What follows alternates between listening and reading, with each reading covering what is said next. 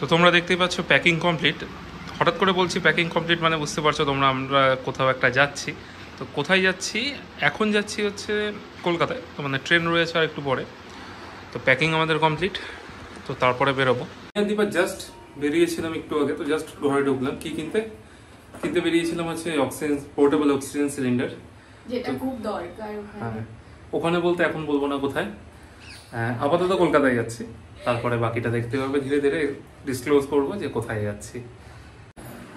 তো এখন বাজে 9টা, তো লাগেজ নেওয়া কমপ্লিট হয়ে গেছে। তো আমরাও রেডি, আমি তো রেডি ছিলামই, তো দীপাও রেডি, ওদিকে মাও ready.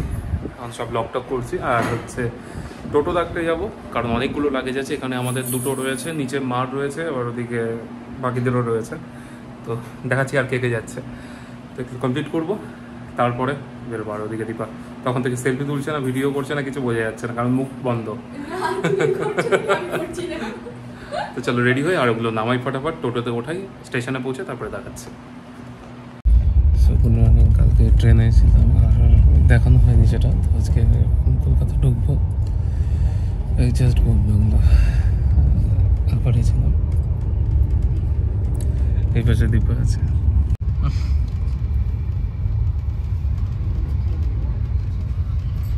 So finally reached Kolkata station. তো এখন যাচ্ছি, লাগেজপত্র সব নেওয়া হয়ে গেছে, বাকিরা সব ওখানে আছে, যে কাকিমণি, দীপা।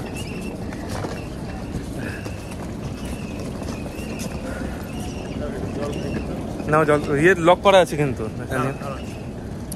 তো এখন ট্যাক্সি ধরবো আর বেরোবো মৌলির ওখানে একদম।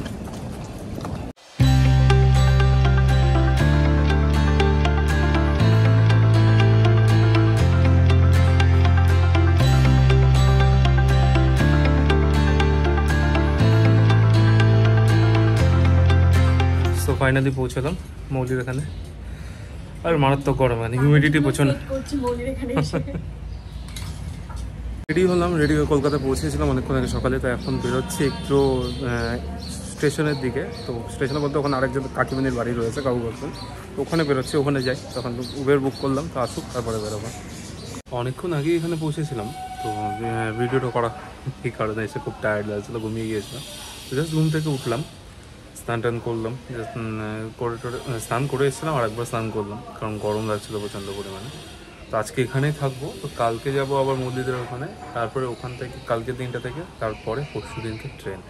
তো কালকে কিছু কাজ আছে এখানেও, অ্যাকচুয়ালি কাকিমণির শরীর খারাপ ছিল, তো কাকিমণিকে দেখতে আসবে জাস্ট। আর ভাইও ছিল, ভাইকে অনেক দিন পরে গেছিলো, কখন আসবো। তো ওই জন্য ওর জন্যই মেন এখানে আসে। তো এখন কিছু খাওয়া দাওয়া করবো, কারণ খিদে পেয়ে গেছে প্রচণ্ড পরিমাণে। আর এত আজকের মতন এখানে শেষ। অবশ্য রাতটা রয়েছে, দেখি রাতে কী করছি, দেখাবো সেটা।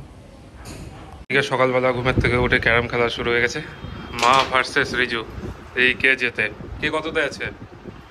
রিজু এখানে, আর মা কতটা? মা 3টে।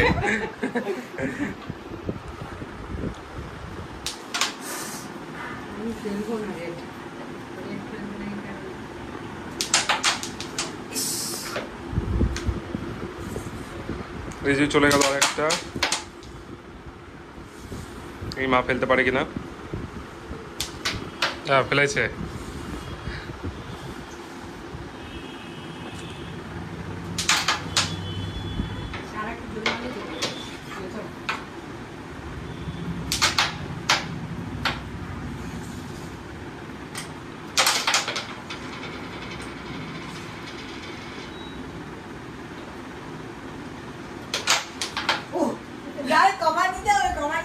এই এটা আছে তো, এটা ভালো আছে তো, চলে যাবে এটা। হ্যাঁ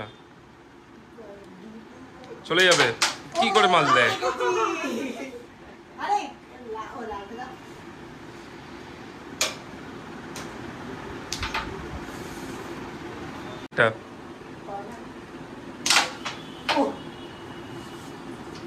তো পৌঁছলাম এখন, ওখান থেকে রওনা দিলাম, এখন মৌলিদের এখানে এলাম। তো কলকাতা জার্নি এখানেই শেষ, এরপরে মেন জার্নি শুরু হবে, তো তারপরে দেখা হবে পুরোটা।